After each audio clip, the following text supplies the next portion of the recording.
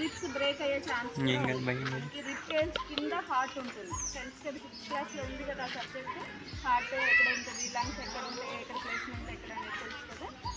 అందుకని ribs break మనం 5 centimetres డీప్గా ప్రెషర్ ఇస్తున్నాము, హార్ట్కి టచ్ అవ్వాలని ఇస్తున్నప్పుడు ఆ ప్రెషర్కి రిప్స్ బ్రేక్ అయ్యే ఛాన్స్ కూడా ఉంది.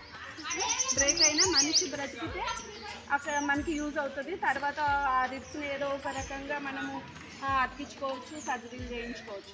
ఆ ఇచ్చే ప్రెషర్లో కూడా డిఫరెన్స్ ఉంటుంది అనమాట. అప్పుడే పుట్టిన పిల్లలకైతే చేసామనుకో హార్ట్ దగ్గరికి ప్రెషర్ వెళ్ళిపోతుంది, ఎందుకంటే రిప్స్ చాలా మెత్తగా ఉంటాయి వాళ్ళు.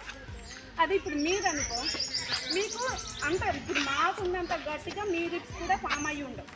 సో మీకు కూడా ఎంత ప్రెషర్ ఇవ్వాలి అంటే ఒక 2 సెంటీమీటర్స్లో 3 సెంటీమీటర్స్ లోపలికి వెళ్ళే అంత ప్రెషర్ ఇస్తే సరిపోతుంది. అదే మాకు అనుకో 5 సెంటీమీటర్స్ డీప్గా వెళ్ళేలాగా ప్రెషర్ ఇవ్వాలి. ఇచ్చే ప్రెషర్లో కూడా డిఫరెన్స్ ఏజ్ని బట్టి వాళ్ళ బోన్ ఫార్మేషన్ బట్టి మనము ఆ ప్రెషర్ని అడ్జస్ట్ చేస్తాం. అంటే మనకి అర్థమై